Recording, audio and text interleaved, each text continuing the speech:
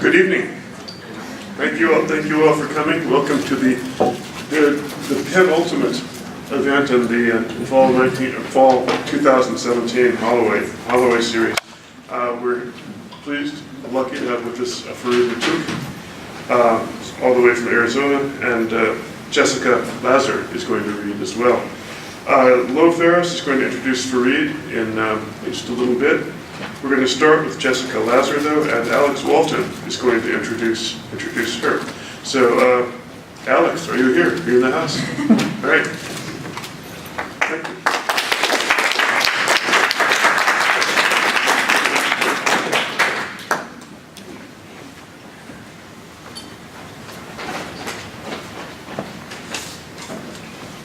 Hi, thanks for coming. It's an enormous pleasure for me to be introducing my dear friend Jessica Lazar, whose name I finally learned to pronounce after 7 years, and I ask that she'll forgive me for that. I know that before I met Jess, I must have had some sort of acquaintance or mutual acquaintance with poetry, or we wouldn't have ended up in the same place. But I can't imagine really what that was, what I thought I knew about it, because there's nothing I do know now unshaped by the conversation since. All of which felt like learning to read a second time and still does. When I think about this, at the root of it, I think is a sense of poetry as a sort of wildly mobile force without a proper place, or more importantly, time among the arts. Not because it does away with technique, but because it's willing at the end of every line to forfeit the assurances it might gain as or under the rubric of poetry, either of knowing what a poem ought to do to go on successfully as this kind of poem, or that the words one pronounces under that rubric will invest themselves with mystery if left sufficiently open and exposed. Both of these assurances are abandoned because, as one poem ends, thoughts so permissible need not be had at all. The halting forth of words one gives oneself permission to say is key in a different poetic problem from finding the words to say, which is not where Jess's poems move. Permission is for Jess something like a prosodic category, the way that it is for Blake's enough or too much, or in one of the better dialogues of the English language, say when, pouring to a halt, or in the Kafka parable that begins, I ran past the first watchman, then I was horrified, ran back, and said to the watchman, I ran through here while you were looking the other way. For me, that might be set next to a poem of Jess's which begins like this, I tried to chase the phantom, I stood in it. A little parable of the permission to stand and wait, neither for demystification, no more phantoms, or reenchantment of Asta Magetta Spiritus Mundi. Cutting across those zones, that of demystification and that of reenchantment, is part of what makes this poetry thrilling for me. And I'd want to mention in this connection that Jess is the only person I know, I think, who could convince me that a rejoining of the two senses of mosaic, both as like cut up and in the sense of mosaic law, is that it could be a kind of convincing poetics. It has meant a lot to me to read through and with her for many years, and so it's a pleasure to introduce her here. She has a book coming out in the near future called Sergei Kuzmich from All Sides, so look for that, and please welcome Jessica Lazar.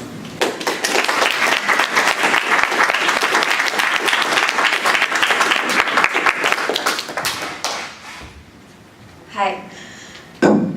Alex, thank you. That was so nice, and I feel exactly the same way about you.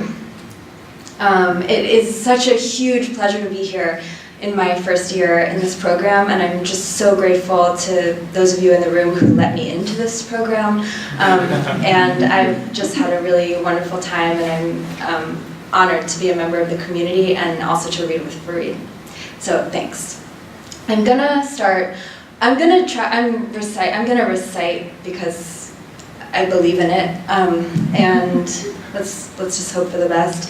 The first poem I'm gonna recite for you, these three poems are all from this forthcoming manuscript that I've been working on for a number of years. It's called Sergei Kuzmich from All Sides. That's a phrase that I stole and unpunctuated from Tolstoy's War and Peace in the Pavir-Volkansky translation. And I think the only thing I'd like to say about it in advance is that in working on the book, I've been thinking a lot about what kinds of permission we have or don't have to work to employ narrative as a kind of technique in poetry, and thinking about that via painting in terms of how a painting might employ a figure has been really, really helpful for me in that process. So you might think of this like roving signifier of this Sergei as a figural gesture, even more than a narrative gesture. Can everyone hear me? Yes. Great, okay. The first poem has a very unique title. It's called Paradise Lost. In the ice cream parlor, Sergei pulled out a stack of my marked up poems, words or their syllables blacked out for rhythm, and told me it would happen for me.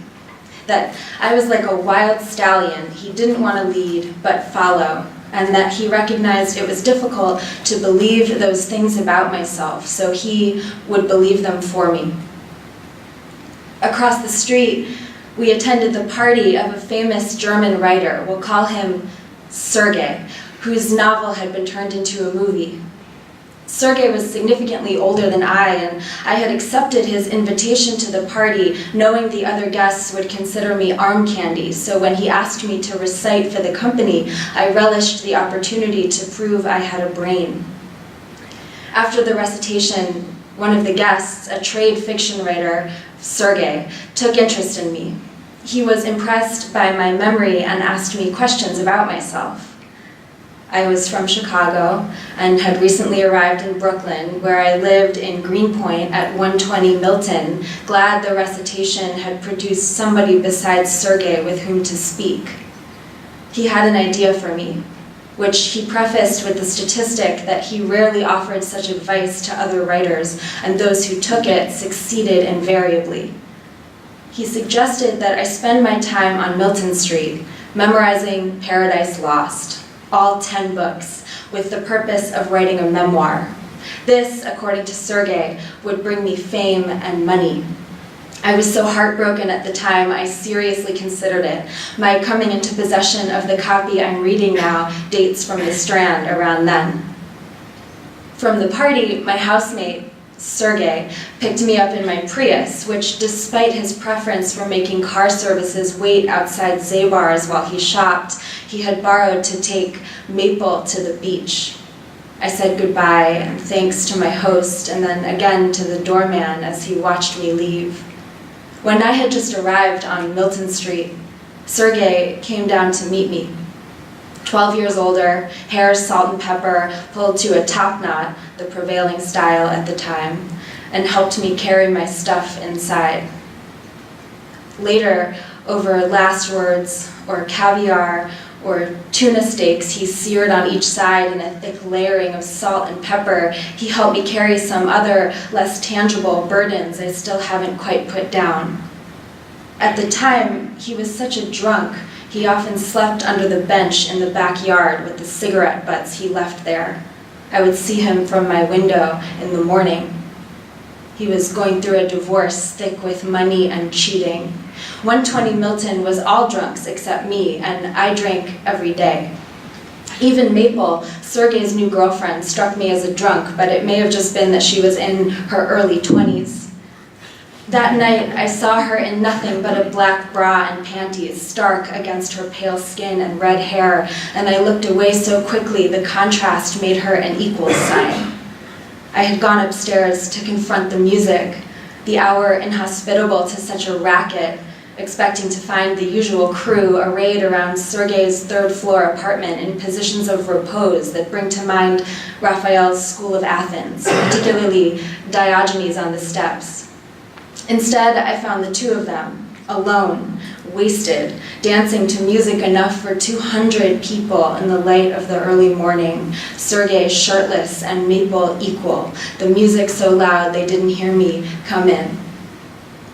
I went downstairs again and thought of Sergei's day, which from mine ended so differently, but began the same, as he had driven me to the ice cream parlor where we were to meet for a pre-party coffee. The party was across the street.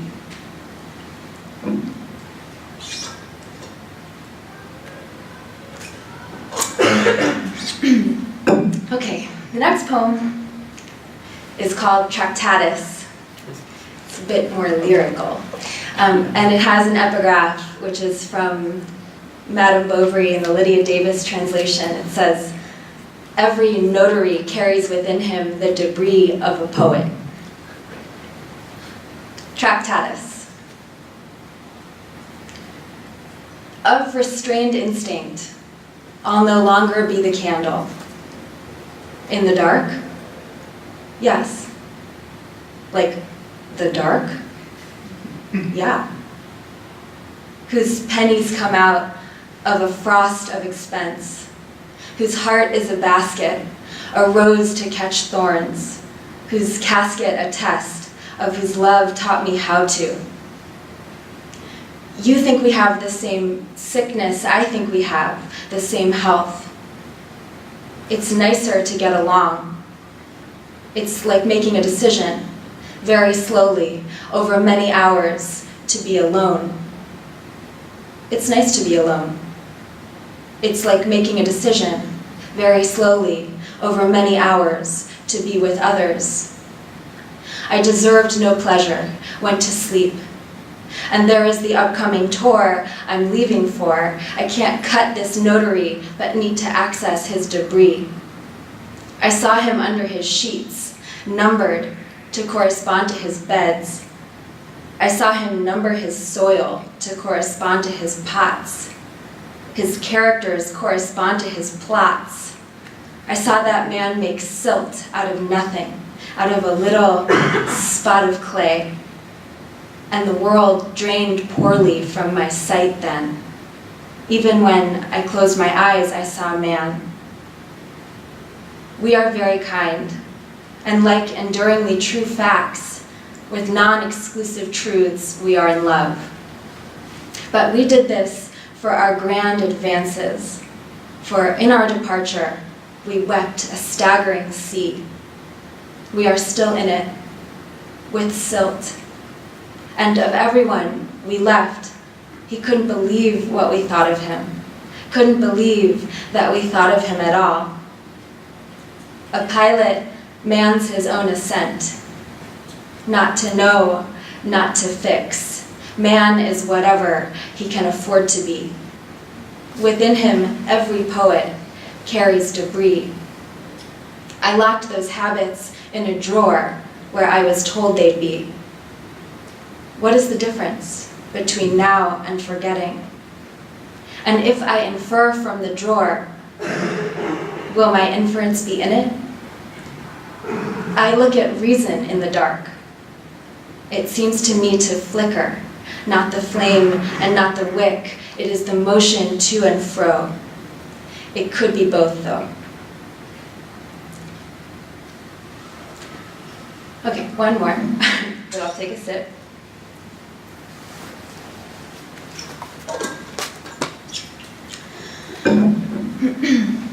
This next poem is called, I hate that popping of the, Okay. The next poem is called Homework Help 2.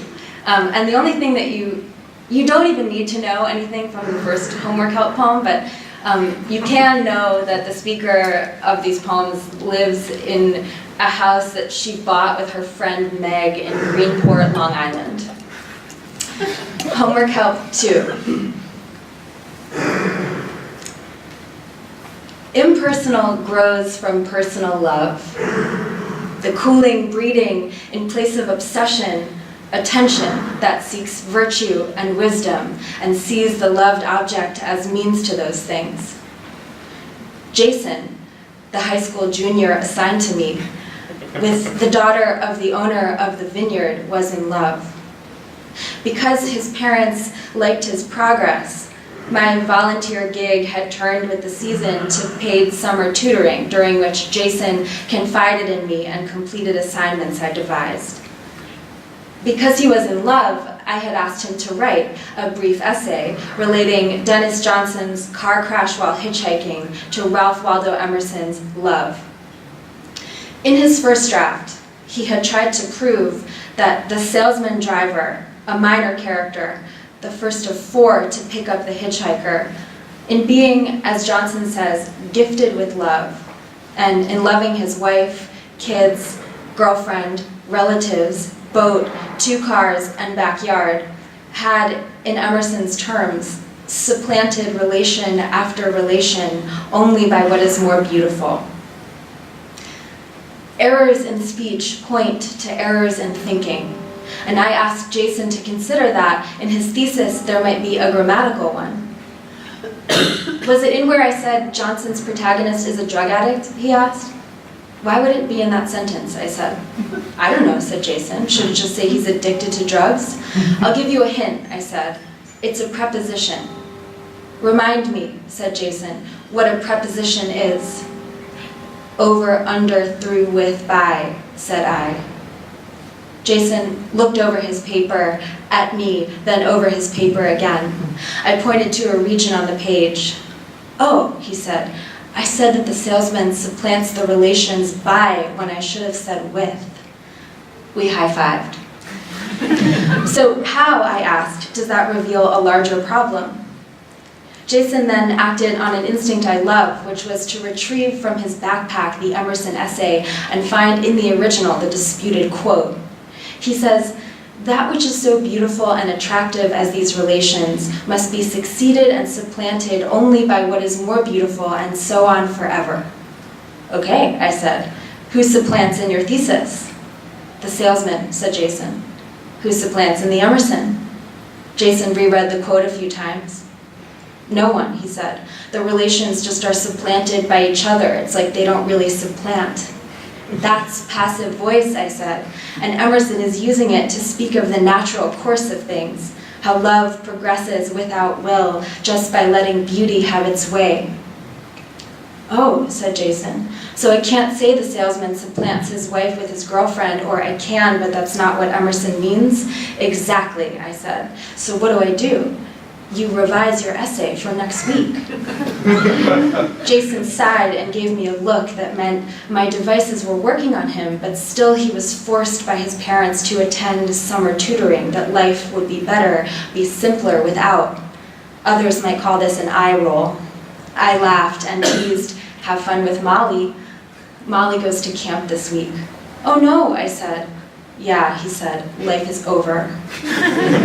May as well write a good essay, I said. That's what we do when life ends.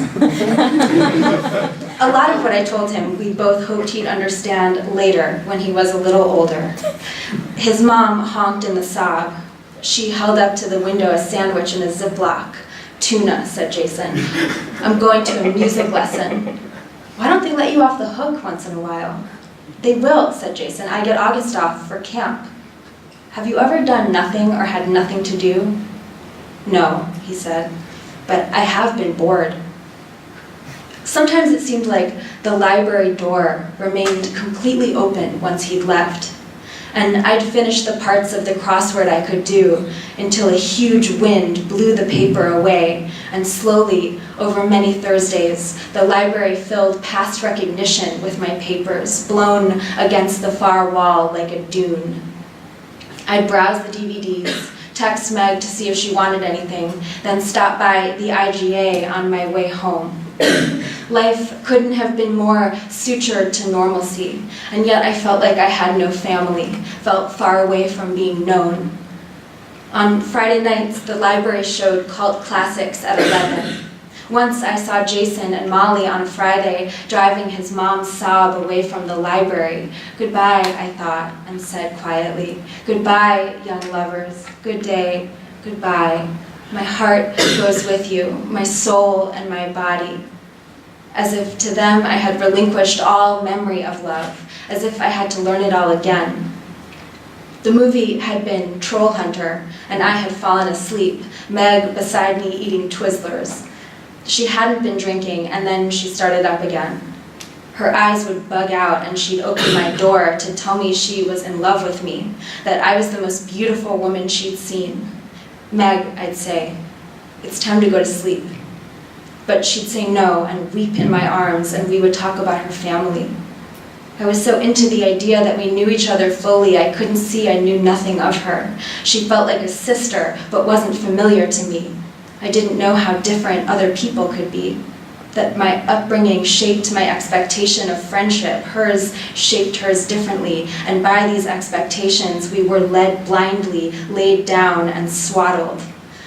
Amazingly, despite what I just said, I still believe nothing ensures a happy adult like the child's perseverance. Thank you.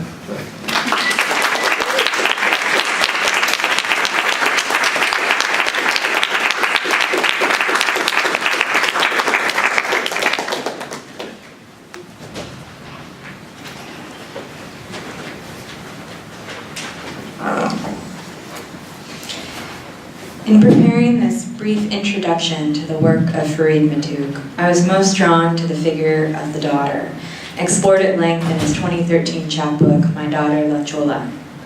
In his poem, My Daughter Among the Names, Farid Matuk's speaker winds his way continually through the refrain, what about all the runes the sky makes, passing through names such as structural inequalities, Bernadette Mayer, Bachelard, and explanations.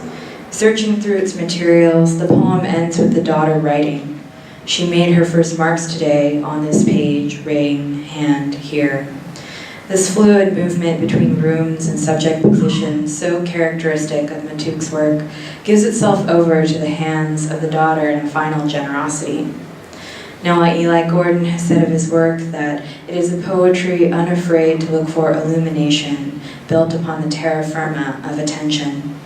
Jeffrey G. O'Brien has said of his first book, this is a nice neighborhood that, like Whitman, Matuk seeks to accommodate the earth in all its social and phenomenal variety, opportunity, and damage. Farid Matuk's newest book, The Real Horse, is forthcoming from the University of Arizona Press in 2018. He teaches literature and creative writing at the University of Arizona. Please welcome Farid Matuk.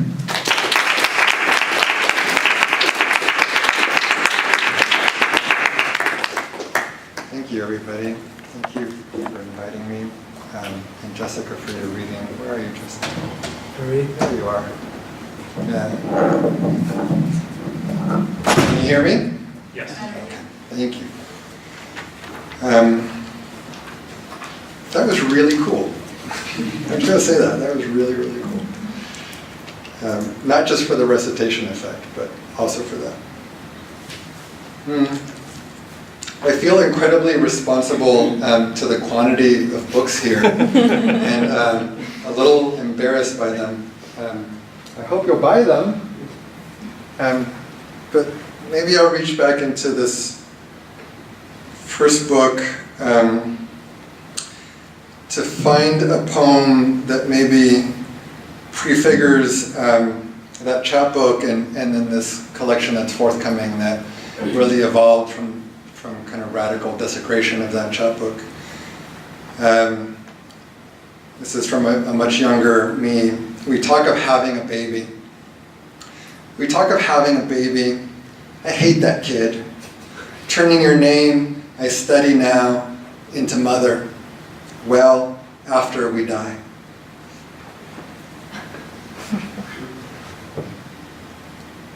I mean, part of that is true, but I don't hate that kid. So this forthcoming book, The Real Horse, begins with an epigraph from Roque Dalton, who wrote, "Who should the poet's voice be for?" And then there's a dedication that answers, "For a daughter among the navigators, among the names."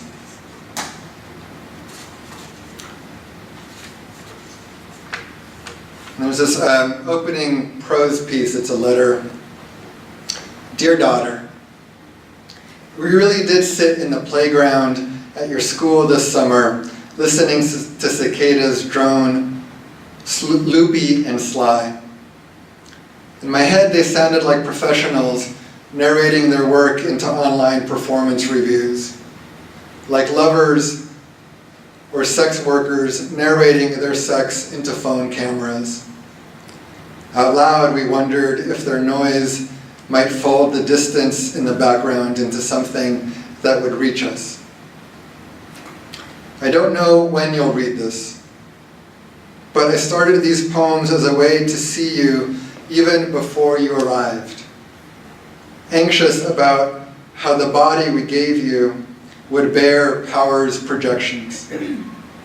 I'm simple, so it took me a long time to recognize the circle I was making, I thought I could write something you could use, but you already resist the orders, displacing generations from genealogy, paternity from ownership. Otherwise, I'm just trying to keep up with your natural-born solutions to the problem called space, that here is said to come large and without mercy. This first world would be valued for counting us, patriated or natural-born, among its circumstantial few.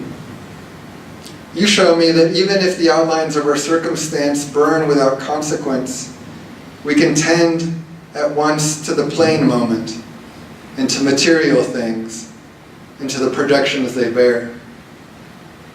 Someone is always poised to compare that tending to the cicada's hum, saying, after Plato, it drones out reason, or that it tries to fill the gap between estranged things with its self-positioning song. That's okay. Because maybe our work is already figured in a favorite book's title that says life in a box is a pretty life. I mean, maybe it's on us to make it ugly, or even prettier, or to see that it's always also some other way. I don't know. But I don't think we're in the box alone or practicing the same contortions. Some of us get out all the time. Writing what? Maybe the best thing to do outside is litter the panorama, interrupting the idea of roaming an expanse without end. I've been reading about performance artist Teching Se. He was undocumented in the 1980s like me. I was the age you are now when Se came to this country to braid art into life by committing to the frame of the made thing. In that frame, when he tried to get free, he went into a cage. When he escaped time, he punched the clock on the hour. When he spoke, he made sure a friend sealed the tapes that recorded his words. You and Se make me wonder if freedom might be neither public nor private. If what sometimes gets called the aesthetic might be happiest at war not with material things, but with the anesthetic. Where does opposition go after it frames our beautiful camaraderie? I'm learning from you that we can stay, unrushed in our figuring. Where these poems are something like sonnets, I'm trying to draw the box a song makes in the air, a box into which we can turn away. Maybe that's the space where we come together as one another's occasions, not in relation, but in service with a little s, in service to the little things you say to twist or wipe away the track of the next minute. Inside, I took out what punctuation I could to make more room for you.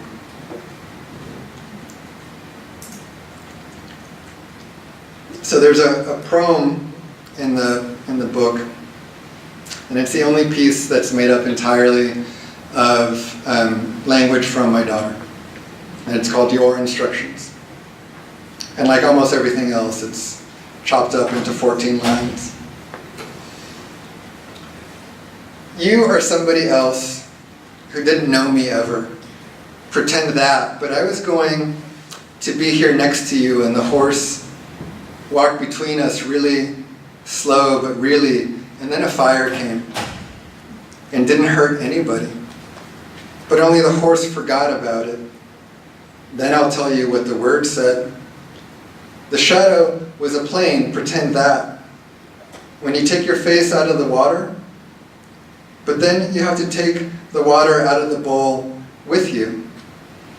Like that dream, I only ever had 2 dreams. But then I was at Pump It Up with all my friends. Pump It Up is one of those jumpy playhouse places. So I don't yet know how to read from this book. It's coming out in January, and it's mostly structured in, it's 4 sections. 3 of them are long sonnet sequences, over 20 pages. And as I was saying earlier to some folks, part of the gambit of the book is to stretch the reader's attention across those 20 pages to the point of exhaustion. So it makes it not fun to read. Or I have to find a way to excerpt through it. So that's what I'm going to try to do. The first section is a daughter having been of the type. So I'll read just a handful of these. Having been raised in friends, sailing up the river to the world so far the wrong way, a tidal bore as an actuary wave brings a girl etched at the prow, bearing shining hospitality we told her to. And do you come to learn you are following appetites we trail through a tribe somewhere called a claim to life? If you exceed the world, refusing categories and the emancipatory projects these prescribe, we're playing a game called a game, or pledge of resistance, where a boy speaks fast at the pizza stand, more available to be seen, the young and their concerns amid the old artifice, non-stop, letting go the signs thrown up above their heads along the West Coast. Liquid kids, displayed right at the edge of a voice, comes a fold, careless of time, bearing everything besides.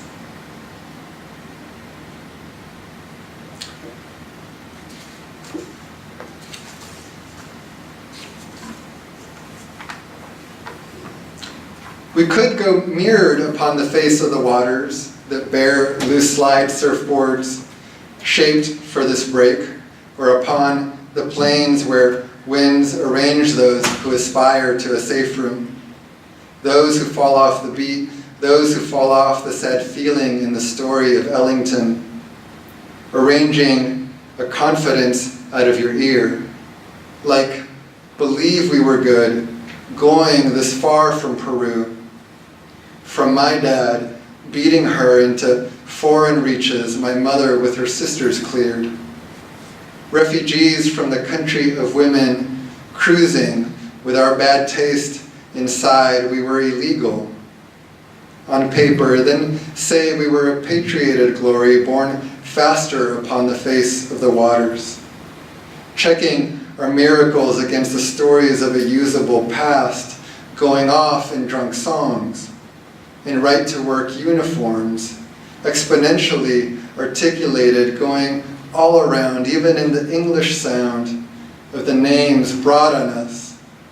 Dick-nosed, bearded swill buckets, we were what shouldn't matter to you now. Already gone, the lantana generating at your feet, so proud, rightly, of your chaos, of your trumpets, chambered in carports, gilding the day's region of objects. But will you come to say for yourself, as some say, as a sign and claim to getting over, and an echoing true name, something like I am an American artist. And still the question may come, did the landed come to your mother's beds, masked in the busy snouts of animals, or were they born that way? Do you get to follow them back? Say it's not like that. It gets kind of rough on the back of the horse, in the back of our limousine, sailing is real across a sea. Why wouldn't we expect another desert?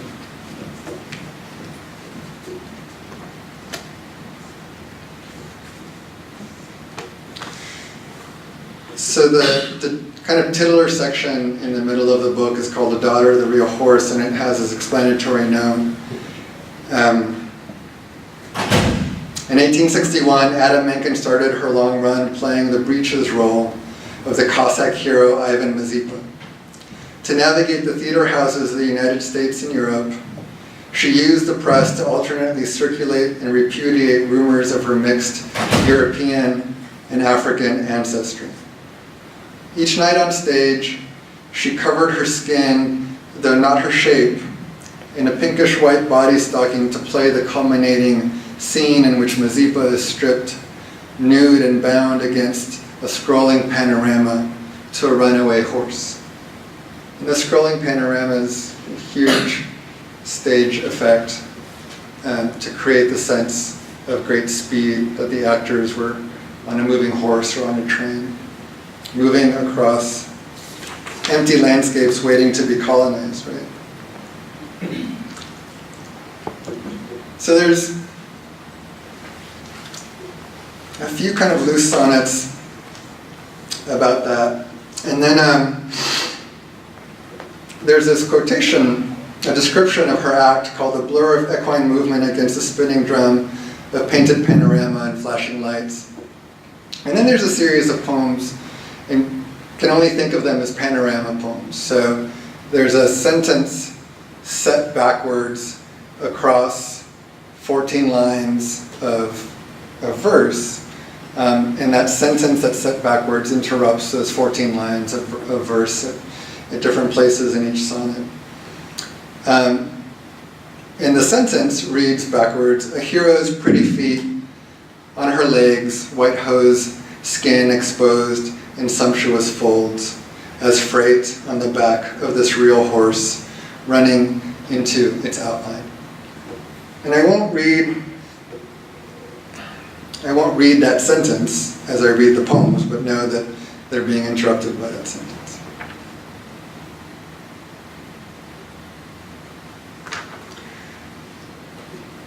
The other thing to know is that Ada Menken, when she was interested in whitening herself, used pretty common tropes to do it, such as a captivity narrative where she's taken by indigenous folks. And in this narrative, she is paired with a quote-unquote Indian maiden that she names Lalarak. And there's probably no truth to that. What does my pale sister want? Thy pale sister is named Ada, laid soft upon your breast, Ada would write. Will be concubines, the maiden Lalarak explained, where dust on the floor lifted on a breeze broken off its current upon the stand of eucalyptus outlines where their bodies were, they filled with great leaves, vertigo, Ada would write. What word there was to be said when the eyes of a dove led her to a clearing having darkened so many sidewalks. Animals get tired, but dirt sparks in the traveling, or I just want to be around you, I just want to see us. In a pool, she'd write, opportune, your pale sister called to a party of white men. A white woman is in danger. So they were flushed toward soldiers ahead of startled men in the chief's party, who pierced Lalarak, letting her fall upon Ada already in the wagon. Ada would write, I settled her dark curls, touch, she would say to white journalists who would write of the channel on Ada's thigh where a tomahawk grazed her too, while your dad banged at the door in the song. I was wearing your colors to California, coming to consciousness, all heroines said, where am I? So consequently did I come to love them for twinning me, while important reviewers, amateur face-sitters, perched so far aside whiteness, I can't even believe in the theorizing we offer them. Like reaching, running toward, and alighting from extraordinary points in sound and space creates new pathways to futures for sophisticates who decipher semantic crosscurrents of despair, and a brief tearing at the veil of racial division makes a frontier where desire is improvised through and across coursing histotextuality, a method marginalized writers use to braid historical illusions that contextualize and radicalize their work by countering the putatively innocuous generic codes they seem to have endorsed a site of self-making. For bodies in the cultural imaginary, singing an anthem of simultaneity in a continuous space of renewal that repeats dissonance and lack of closure as a strategy of performative, rigorously oppositional identity production, a predicament bodies find themselves in, whose momentary solutions we call dance, imitating with a vengeance, calling attention to the masquerade against the progressive ideology of the panorama, who will ride into a future, slipping into and out of the white parts of men, trying to save women and the world putatively, exposed to meet the lubricious demands of the male spectator, and yet always confoundingly and performatively, surplus and traversing, negotiating and traversing astride the very moment of exposure. So that chunk of theoretical jargon is really the only, besides that first poem with language from my daughter is the only one that really traffics in borrowed language, and the language I borrow from Daphne Brooks's Bodies in Descent. And I'm so sorry I'm forgetting her name, but I have notes.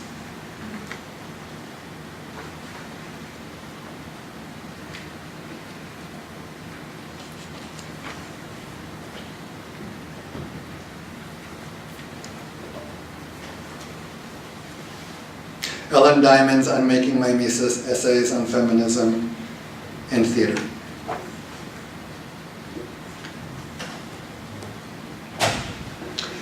I would sit naked and would write.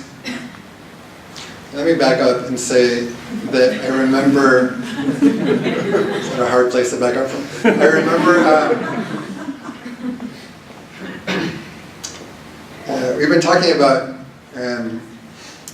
maybe imagined memories, so nobody remembers this with me, but I remember as a child an incredibly racist little ceramic figurine of a quote-unquote Chinaman that my family would pack with powder and light on fire for entertainment on holidays, and this ceramic figurine would then shit out ash in the form of rope. It's a particular kind of firework that turns into little fingers, little ropes. I would sit naked and would write, and by my means I would sit to write and would leave. My shoes open near the window, given to its wasteful passing, knowing the tugging at my door was the wind pushing out as I would stage it, flying into dissolution, and that if the bigger house comes next, I'll have our man bring the car around, stripped of badges, murdered out in fields, Pima, desert cotton, choruses a comfort of brotherhood without sisterhood or brotherable things. Still the background rolls past the windshield, interrupted by gracious marks that migrate under no discernible hand. I would step into the plywood stall built up around the toilet. I would take the porcelain figurine attitude of the feminized masculine or the masculinized feminine punchline of my ethnic type, sitting on the toilet where there is no toilet, reading the superficial estimations.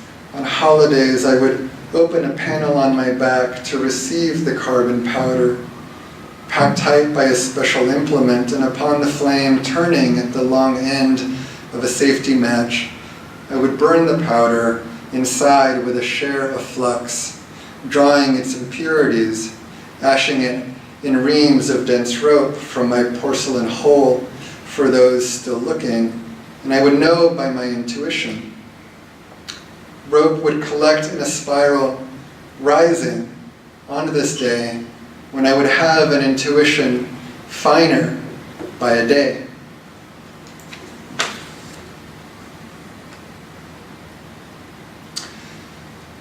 The documentary Zoo tells the story of the life and death of Kenneth Pinion, who was in the quote-unquote zoophilic community. And he died from being penetrated by a horse. And there was a moment when Happy Meals, quote-unquote for girls, because they ask you to choose the gender, Happy Meals were distributing this beautiful little blonde horse, a Barbie horse. When you asked me where's my pink Barbie horse at the white counter in the, when you asked where's my pink Barbie horse at the white counter in the kitchen, is she pretty? I thought of Mr. Hands, bleeding out after taking an Arabian stallion, and it's not done with me. You say pink plastic in the sky in a windstorm. I see livid, high-gloss plastic some artist molded as outsized pill capsules. Like fast medicine, sparkle colors draw saliva out first, as if wide eyes were made always available, letting fly the blonde crystal mane into the air all down the year. The documentary said it took a friend in the scene to learn his name, decorated in the stickers that came with it, so it's totally the company's fault and men's fault, with appetites for a self, gone into ready eyes, or for friendly sex that would put consent into the air to be increased. When our drive goes right past the horse tracks delicately arched, brutalist concrete, we're still in bodies. We don't have to own to care for what the foreground rolling back leaves them to be. If so many of us once straddled dirt bikes in nylon shorts, thinning at grown eyes, come to wrap us in being seen, who should want the freedom of seeing a toy horse and thinking, Mr. Hands, come down, live again with a faith in all the obviousness of form. Mr. Hands, you're not done, so sing. Mr. Hands gonna get fucked tonight. Mr. Hands gonna get fucked tonight.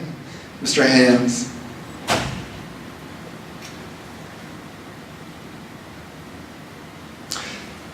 There's a viral video called Shake That Bear. And I think that gets explained enough in the next poem. Going to join a chorus called a tradition of saying of the horse as of the adolescent bear in a tree in a square. It's just nuisancing for a study of relative values. So when the whole afternoon's air falls into a flat white light at the classroom's glass spur, its pain rolled back from any impression, straining at its lead, inviting the lame question, who's walking home? That's when I most want to ask after a rite. To kill the bear so later you might go shameless, sensing for yourself and still judging. The pull of walking out onto a field where small European rooms, Bataille or Desaad, stand their frames, even if we can go there to feel just like whites with good shots and with our own hunting guide to bend and open over the dead bear's warm fur for, and with a second guide who holds the phone taking the video to its generic failure, and the first again cheering, shake that bear, shake that bear, claims for those of us still looking ecstasy as a morning that substitutes animals and positions. If one day you look too, you shouldn't have to abdicate a place because it's legal only means it has a trace,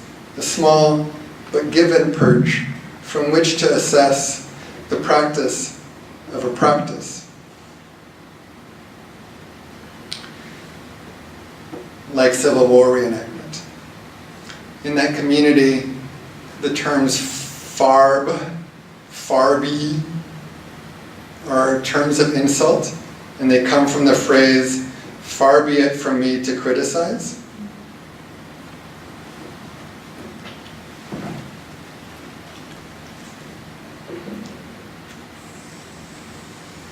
Like period ecstasy, and period ecstasy is that moment when everything works in Civil War reenactment, and you forget that you're in whatever year you're in, and you feel like you've been transported in time. Like period ecstasy, if we're going to stand around in the names when we could join those running into a cousin's fields, letting the contemporary fall away, if the gauge is right of the nails, binding the soles to the leather, I like the enamels and glazes the animals get painted in, flight as much as the animals. And if you're of critical importance to some vision of the future, no, nobody wants to play the North, but it's not like they're not trying to win, Farby, Farb. Far be it from me to criticize, but they don't invite spectators to the books telling you what you just walked out of is history, and all-time rushing isn't the call, but it sends you, summarized, at the inside of a snout mask, playing pretend along the reservoir's tourist edge where we take our walk, successful neoclassical sculpture comes to poser plastique, powdering live bodies naked white or in body stockings white to look like Parian porcelain, so we could look on something like Gibson's Tinted Venus and see realism itself running if the unprofessional form moved a whiteness enough to get to be a border. On the other side, take the grown looking and staging for a gauge of how some would bear staying discreet in a body as a magic in whiteness. They'll say you want your share. And posé plastique is this, you see this in tourist spaces, people wrapped in white powder and white gauze to look like sculptures. In the lay of the scrub grass, I see wind circuitry amateur videos having run in my pocket.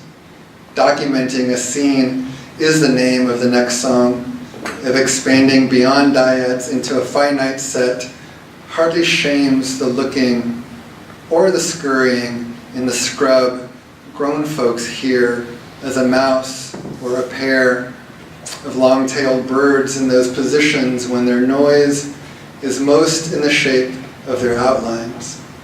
Feeling so low in our asymptomatic infections gone unmanaged by the agencies, so base, gooning our grown faces so hard at the low words they spoke back to us in waves on noise, eyes on wide, and say, come what may inside the box or under its pall written asunder. I mean, we know everything, standing beside what bright and nimble forms to have been of the class that was the happiest among our types, to have been raised, to have thought a condition might lay out to an edge, to have fit our legs into jeans and our bellies into shirts and our wrists into watches, to forget the things we did to invite the wind through the house, and now say the ghost tugs at our door, to have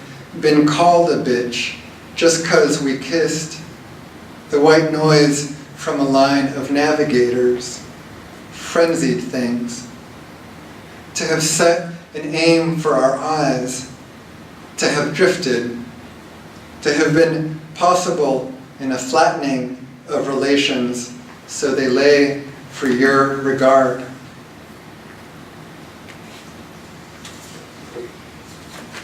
And I'm going to close with just one poem, or two poems, I guess, from the last section of the book.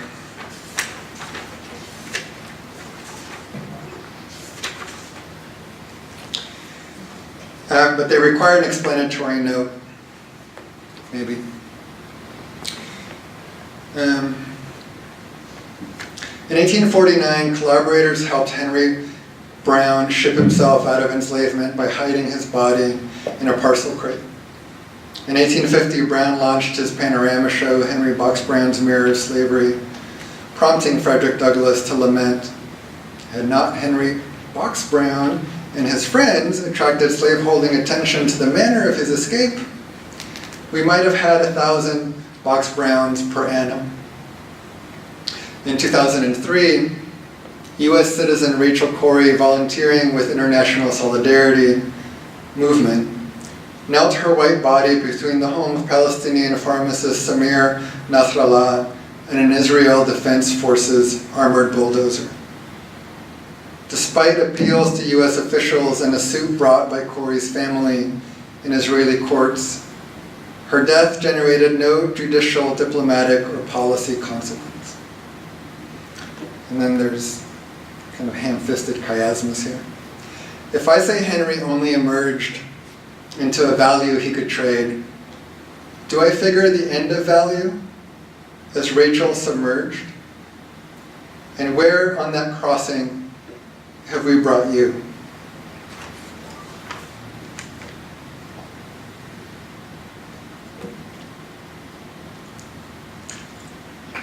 So the last time I was lucky to be here was in 2015 for that Crossed Out conference.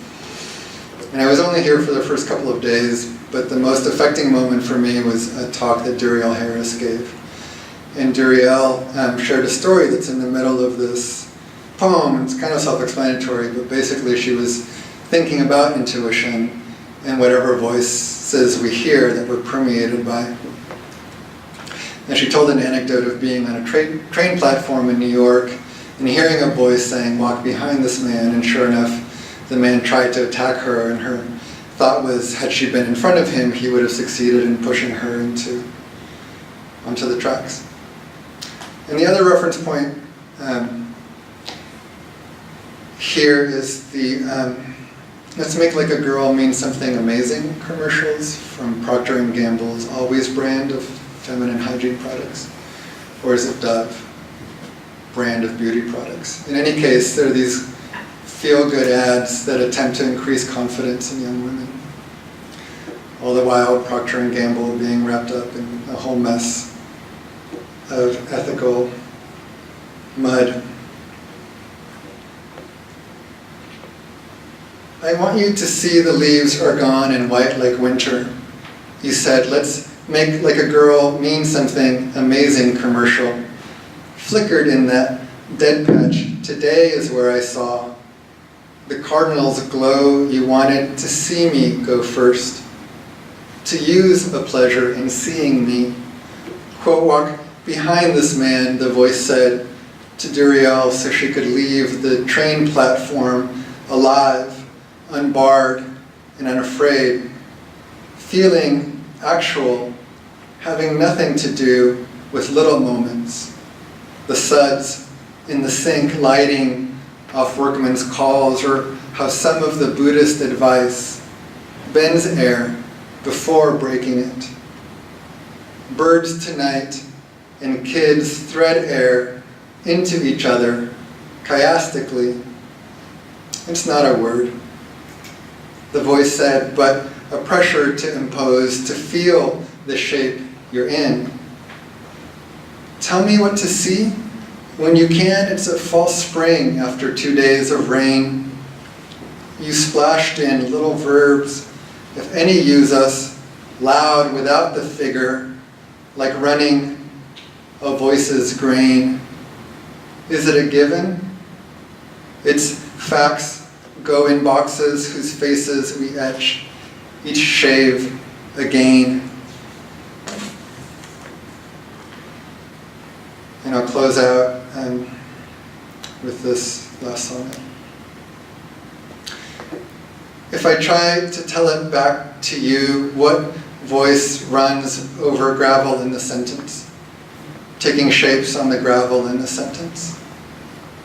Too many dead girls given to the likeness of a depilated face, made white enough for having hired hands to shape in their skill, or having bred some not overwhelmingly disposable features, having been raised in friends' congregations in unaffected elegance, taking a pledge of resistance, to kneel with international solidarity into the stamp of that human shield before someone else's house, besieged, bearing shining hospitality we told you to.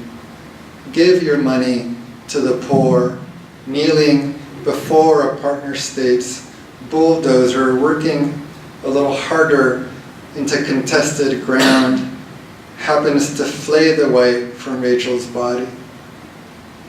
How do I mark the strata of attended things descended past where I let myself be? Buoyant, wanting nothing more just than to be traded. It's not the dusted hurt, already layered on what Trojan baby girl would bear me out of the future pre-Rome, but wanting a fraying of the lines written by a claim to life as a condition so we could play, only means in my hands those lines extend. It's no better wanting it in a doting way. Thanks.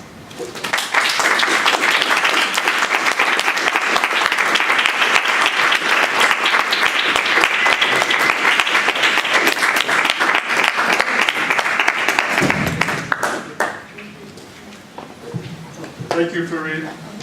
Thank you, Jessica. Thank you to the introducers. And thank you all for coming this evening. Buy a book and stay, talk to the poets.